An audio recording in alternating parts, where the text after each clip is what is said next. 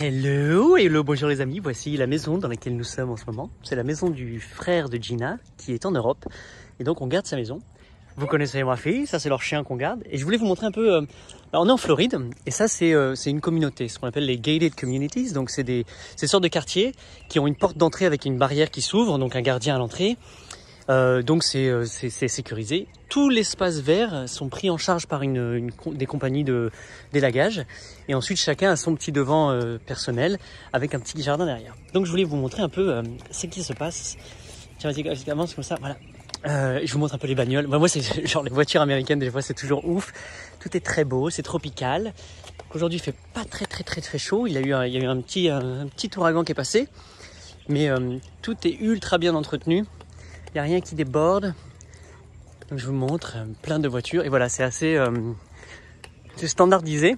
Il y a des règles en fonction d'où tu es dans les communautés. Il y a des règles. Donc par exemple, toutes les boîtes aux lettres sont comme ça. Les couleurs de la maison ne doivent pas changer. Mon grand-père, il en est dans une où il faut avoir plus de 55 ans. Enfin, il y a tout un système. En tout cas, où c'est cool, c'est que comme c'est exotique, bah il y a des fois des noix de coco, il y a des mangues, il y a des litchis, il y a des jackfruit, enfin des jacmiers. Il y a plein de trucs... Ça me dirait bien ça. Il y a plein de genres de plantes, mais il n'y a pas beaucoup de comestibles en fait. C'est assez rare et moi je me dis mais puisque tout pousse, mais j'en mettrais partout.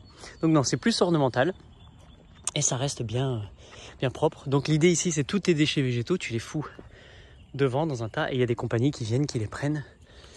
Donc voilà, c'est très cool. Il y a pas vraiment de... Tu connais pas tous tes voisins. Il y a sûrement tu fais un petit hochement de tête, un petit coucou.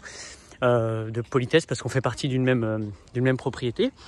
Donc ce qui se passe ici, c'est toi tu es propriétaire de la maison. Alors il y a des gens qui louent, mais tu payes aussi un forfait de façon générale parce qu'il y a une piscine collective, même si beaucoup de gens ont leur piscine privée. Par exemple le frère de Gina a une piscine privée, mais tu as une piscine collective, un terrain de basket, de volley, une salle de gym, un truc. Et les Américains ont beaucoup le garage, c'est un lieu précieux, donc tu arrives, tu as le garage. Et dedans, le frère de Gina, lui, a fait une gym, une salle de muscu. Mais chacun a son truc. Donc voilà, la façade. Donc ça te fait penser peut-être à Malcolm, etc. Ou les Simpsons, qui ont toujours le devant. Oh, regarde le lapin. Oh, un petit lapin là. Juste là, caché dans l'herbe. Bonjour lapin. Et donc t'as des iguanes, t'as plein de trucs. Elle le voit pas, elle l'a vu. Oh, tiens le lapin. Oh, bonjour le lapin. C'est sauvage, le lapin sauvage. Donc voilà. C'est très calme et c'est très rassurant pour beaucoup de personnes parce que tu as une sorte de sécurité qui tourne et donc tu fais partie d'un groupement d'habitation. Et moi je kifferais parce que là je vois le potentiel, tout ça, pour moi c'est de la nourriture à mettre. Donc dans ma tête, le jardin le prendrait beaucoup plus de... Tu vois, tu as des espaces comme ça où il n'y a rien et on peut vraiment mettre. Après dans certaines législations, alors je sais pas où ici, mais il y a des fois c'est interdit de...